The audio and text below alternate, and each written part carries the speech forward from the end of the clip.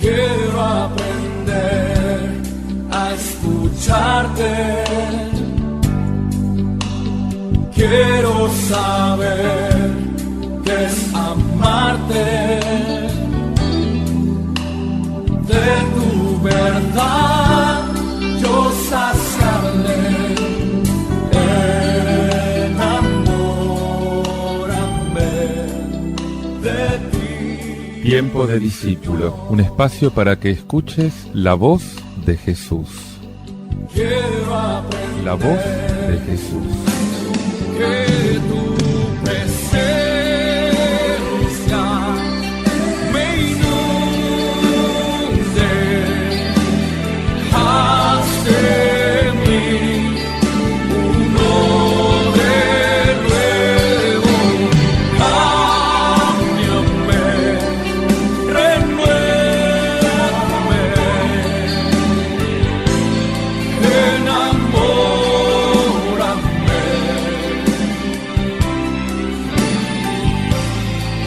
Enamórame de ti, Señor. Paz y bien, te habla Fray Alejandro. Una vez más, en este remanso de espiritualidad que el Señor nos regala para poder entrar en el misterio de su palabra, de esa palabra que lo hace presente profundamente entre nosotros, en nosotros. Quiero presentarte hoy un texto tomado de la carta del apóstol Santiago, capítulo 2, versículos del 1 al 9, que dice así: Hermanos, no junten la fe en nuestro Señor Jesucristo glorioso con la acepción de personas. Por ejemplo, llegan dos hombres a la reunión litúrgica. Uno va bien vestido y hasta con anillos en los dedos. El otro es un pobre andrajoso. Ven al bien vestido y le dicen: por favor, siéntate aquí, en el puesto reservado. Al otro, en cambio: estate ahí de pie, o siéntate en el suelo. Si hacen eso, ¿no son inconsecuentes y juzgan con criterios malos? Queridos hermanos, escuchen. ¿Acaso no ha elegido Dios a los pobres de este mundo para hacerlos ricos en la fe y herederos del reino que prometió a los que lo aman? Ustedes, en cambio, han afrentado al pobre, y sin embargo, ¿no son los ricos los que los tratan con despotismo y los que los arrastran a los tribunales? ¿No son ellos los que denigran ese nombre tan hermoso que llevan como apellido?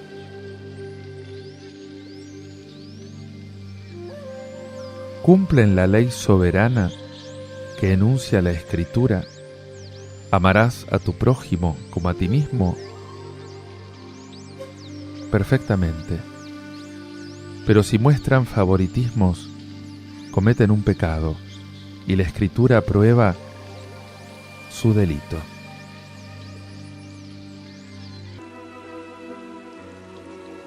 Que entre ustedes no haya acepción de personas en la fe que tienen en nuestro Señor Jesucristo. Hoy también se pide a la Iglesia que no se meta en los asuntos humanos, que no hable de las desigualdades sociales. Y Santiago contesta: son precisamente ustedes los que se meten en la fe con la acepción de personas. Supongamos que entra en la asamblea una persona bien vestida, con anillos de oro, y otro pobre. A uno lo ponen en el primer lugar y a otro le dicen que se siente en el piso. Cuando uno reprocha a la Iglesia entrar en estas consideraciones, es porque se siente aludido. Esas igualdades a las que no se quiere renunciar nos favorecen. Y eso es juzgar con criterios malos, falsos, que no brotan de la Escritura. Son referencias ridículas, superficiales. Eso es lo que está diciendo Santiago. ¿Acaso Dios no eligió a los pobres, según el mundo? Necesitamos desconfiar de nuestras preferencias, porque no son las de Dios. Dios prefiere a los pobres. Dios elige estar de parte de los pobres. Y es una cuestión grave que se plantea siempre en la Iglesia. Es una cuestión grave que se nos plantea a cada uno de nosotros.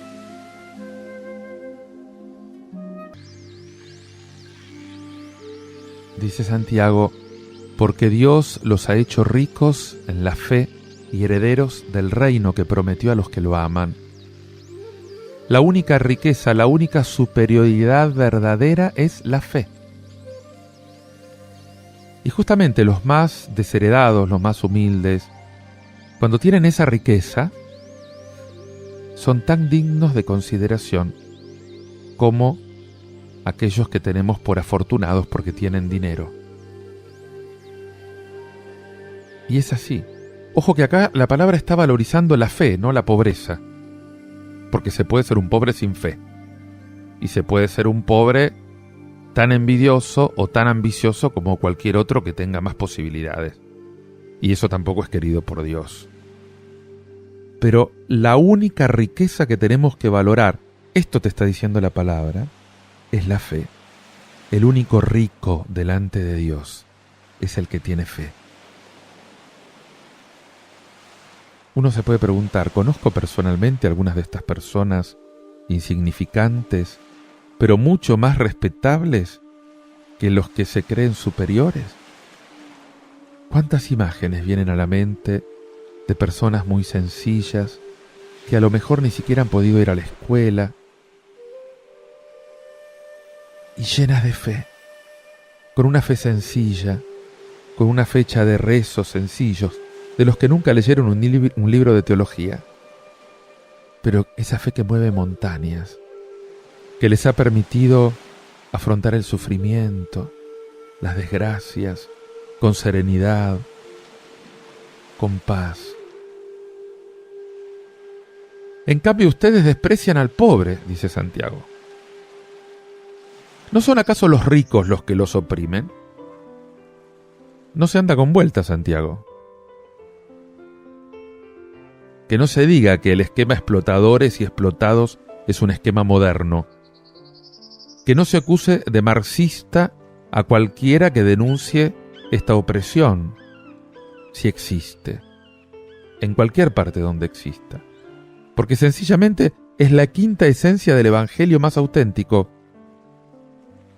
Y no hay que renunciar a estos temas por el hecho de que frecuentemente se pueda ser explotado por cualquier otra causa que la de los pobres.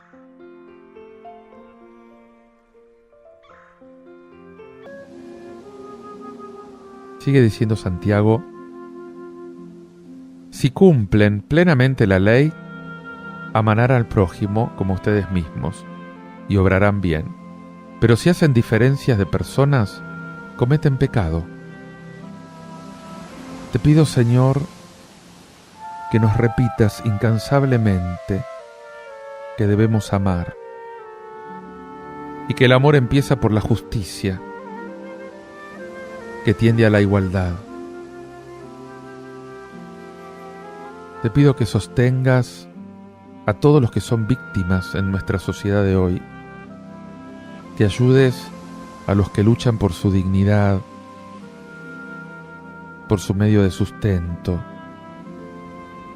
Te pido que nos hagas artífices de la justicia social, que nos ayudes a comprometernos en el servicio de los más desheredados. Necesitamos tu ayuda, Señor, para cambiar el corazón y para tener un corazón como el tuyo, Señor.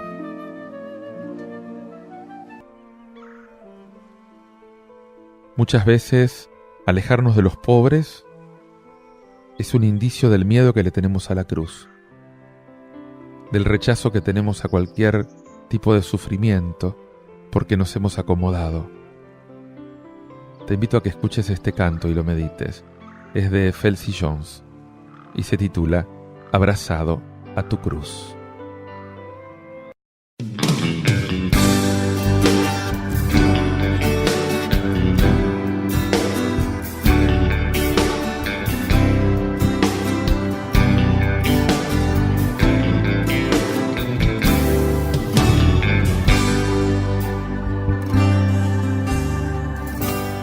días como 1000 años y 1000 años como un día. No importa cuánto dure, solo Él dijo que vendría. Su cruz ya polvorienta yace en el baúl del olvido. Dicen que ya no existe y que su sacrificio ya no sirve. Le han dado tantas caras a Jesús y sus doctrinas, y ya hay más religiones que palabras de aliento y vida. Estoy en loco porque mi Jesús regrese al mundo y demuestre a esa gente que de verdad es cierto lo que creen absurdo. Seguiré abrazado a tu cruz, bajo la lluvia de tu sangre. Aunque el día se vista de gris, no importa ya que me castiguen como mi Jesús, y en vez de agua me den vinagre.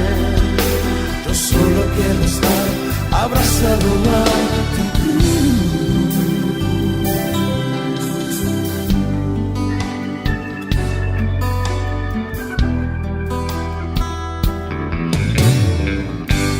Días como 1000 años y 1000 años como un día. No importa cuánto dure, solo Él dijo que vendría. Su cruz ya polvorienta yace en el baúl del olvido.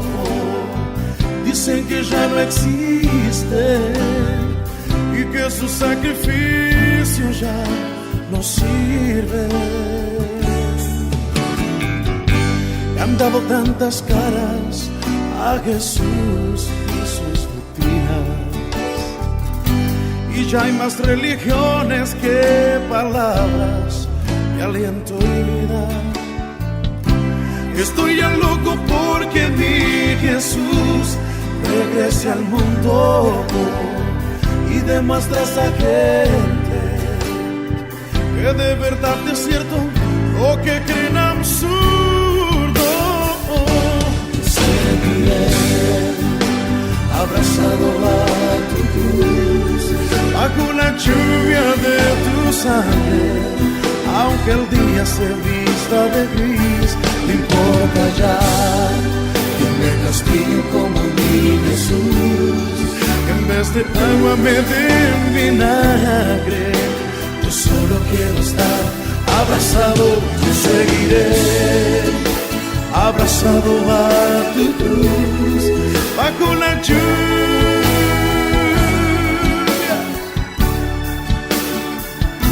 No importa ya que me castiguen como a mi Jesús, y en vez de agua me den vinagre. Yo solo quiero estar abrazado a tu cruz, y seguiré abrazado a tu cruz, bajo la lluvia de tu sangre. Aunque el día se vista de gris, no importa ya que me castiguen como a mi Jesús, y en vez de agua me den vinagre. Yo solo quiero estar, yo solo quiero estar abrazado a tu cruz.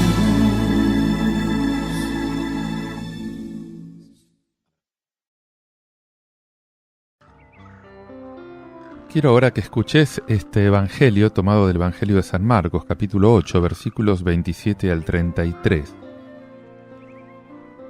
que dice esto: Jesús salió con sus discípulos hacia los poblados de Cesarea de Filipo, y en el camino les preguntó: ¿Quién dice la gente que soy yo? Ellos le respondieron: algunos dicen que eres Juan el Bautista, otros Elías, y otros algunos de los profetas.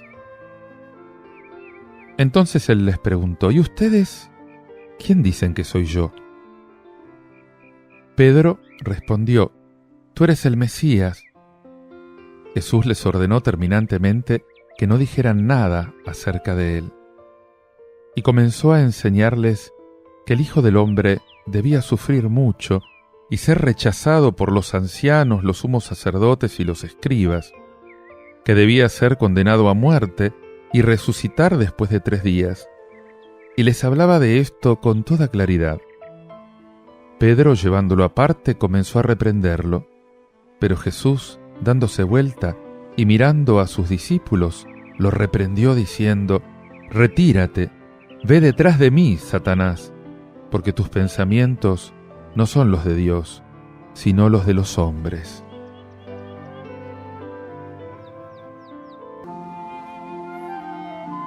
Tú eres el Cristo. Los profetas eran etapas a través de las cuales Dios conducía la historia a su cumplimiento. Pero Cristo es aquel por el que se da cumplimiento a la historia. Entonces les mandó enérgicamente que no hablaran acerca de él. Ese título no revelará su verdad, sino a través de la pasión, a través de la resurrección. Por eso, Padre, yo te doy gracias por poder conocer más a Jesús y te pido la fuerza de llevar a la práctica los criterios, las enseñanzas, los comportamientos que Él me está proponiendo en este Evangelio.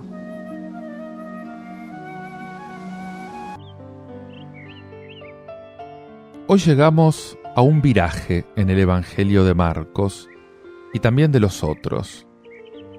Después de largas vacilaciones, de incomprensiones, Pedro, en nombre del grupo de los 12, reconoce a Jesús por lo que Él es. Ya son varias las semanas y los meses que lo están observando, que están con Él, y les pasa como pasó con el ciego de Betsaida. Sus ojos se van abriendo progresivamente. Y Jesús iba con sus discípulos a las aldeas de Cesarea de Filipo. O sea, marchan hacia países paganos, lejos de las muchedumbres de Galilea. Jesús sabe lo que quiere hacer. Quiere someter a prueba la fe de los discípulos. Y entonces, caminando, les pregunta: ¿qué dice la gente? ¿Qué piensa de mí? No es que le interese saber lo que dicen de él. Él ya seguramente que lo sabe. Lo consideran un gran hombre, Juan el Bautista, Elías, un profeta, un portavoz de Dios. Y es también lo que siguen diciendo de modo equivalente muchos hombres de hoy.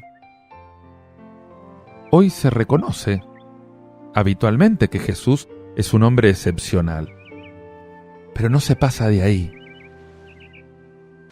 Y la pregunta es: ¿y ustedes?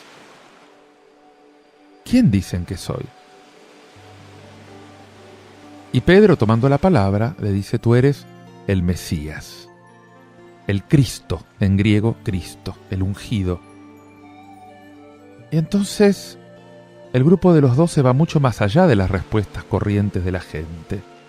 Este título, Christos, que Pedro le otorga, es el que Marcos puso delante del Evangelio, en Marcos 1:1.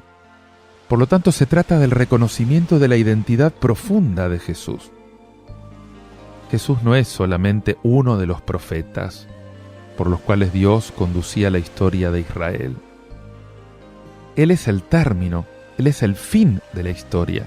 Él es aquel que los profetas anunciaban, es el Mesías, el ungido, el Cristo.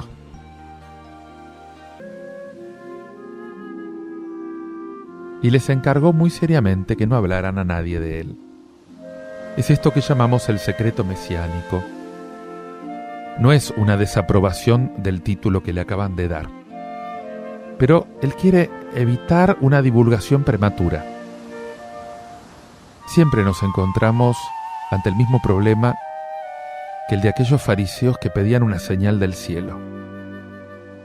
La espera mesiánica es tan ambigua en los medios judíos y también en los nuestros de hoy en día, que es necesario que Jesús pase por la muerte y por la resurrección, justamente para que su identidad se pueda manifestar totalmente.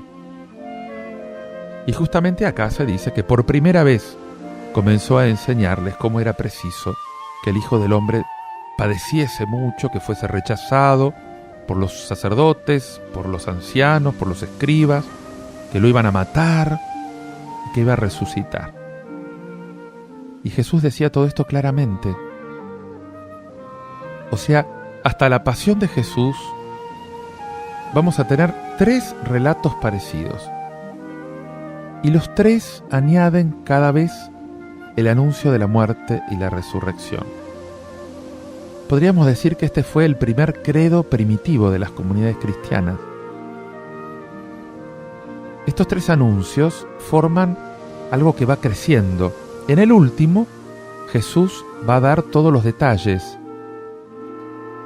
Esto sucederá en Jerusalén. Será entregado a los paganos. Lo escupirán, lo flagelarán. Lo tenés en Marcos 10:33. Cada anuncio de la cruz va seguido de una instrucción a los discípulos. Y Pedro, tomándolo aparte, se puso a reprenderlo. Pero Jesús le dijo severamente: quítate, ponte detrás de mí, Satanás.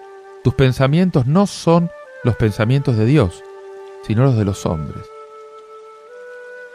¡Qué fuerte! Es que la consigna del secreto no es inútil. Pedro no entendió nada, a pesar de ese título hermoso que le acaba de dar a Jesús.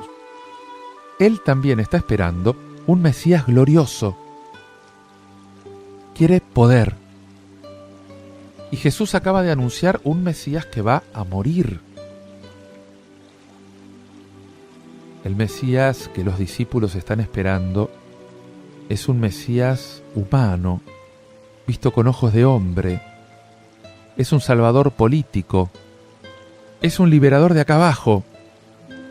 Y Jesús, una vez más, experimenta esta sugestión como una tentación satánica. Por eso le va a decir: ponte detrás de mí, Satanás. O sea, lo ubicó a Pedro. Pedro reprendiéndolo a Jesús por lo que acaba de decir. ¿Quién es el discípulo? ¿Quién es el maestro? A ver, Pedro, yo soy el maestro, no vos. Yo no te tengo que dar explicaciones, Pedro. Ponete detrás de mí. Satanás, tus pensamientos no son los de Dios. Cuando tus pensamientos no son los de Dios, sos Satanás. Cuando tus criterios no son los de Dios, sino los del mundo, sos Satanás. Entonces Jesús te dice: volvé a ser discípulo, ponete detrás de mí, aprendé de mí, empezá a seguirme. Sos vos el que me tiene que seguir a mí, no yo el que te tiene que seguir a vos. Pedro, volvé a ser discípulo. No entendiste nada, Pedro. Y vos y yo somos Pedro cada vez que le queremos decir a Dios lo que tiene que hacer. Cada vez que lo corregimos a Dios. Y Él nos vuelve a decir: no. Ponete detrás de mí. Volvé a ser discípulo. Volvé a aprender. Hay muchas cosas que no entendés. Y sos vos el que tiene que entender. No es Dios el que no entiende. Ponete detrás de mí. Empezá a caminar como discípulo. Y se te van a revelar tantas cosas. Pedir al Señor que te dé un corazón de discípulo. Orá y medita todo esto, escuchando este tema musical de Israel y Moisés. Contigo en la cruz.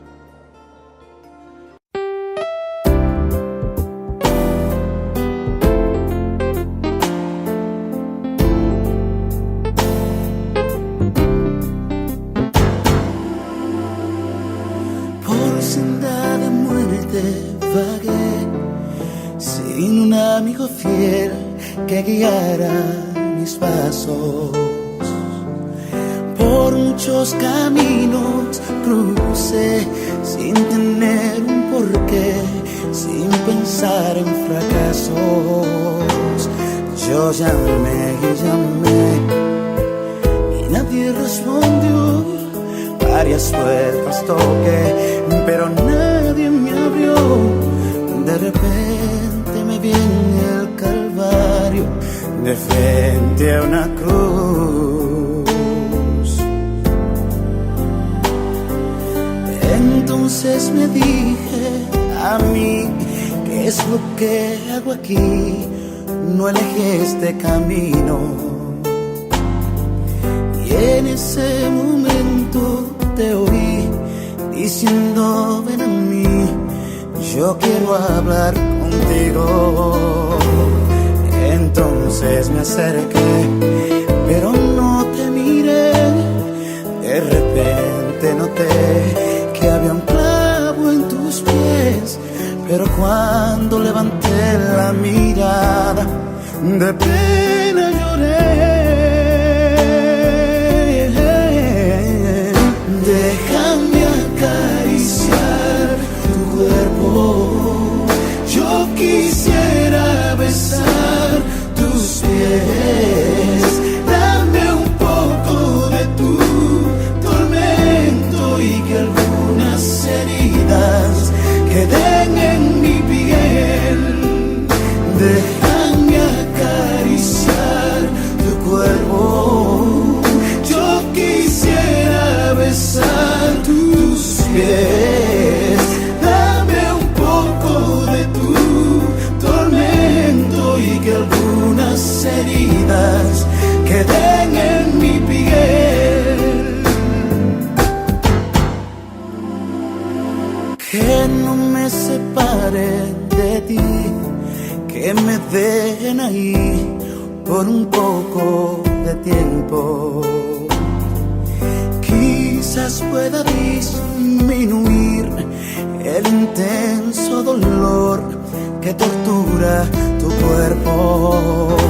Sé que debes morir, porque escrito está, tu muerte es la vida de la humanidad. Pero en medio de tus sufrimientos, yo quiero estar. Déjame acariciar tu cuerpo, yo quisiera besar tus pies. Dame un poco de tu tormento y que algunas heridas queden en mi piel. Me niego a mí mismo y tomo mi madero, pues junto a ti crucificado me quedo. Toda mi voluntad y mi vida te entrego, pues lo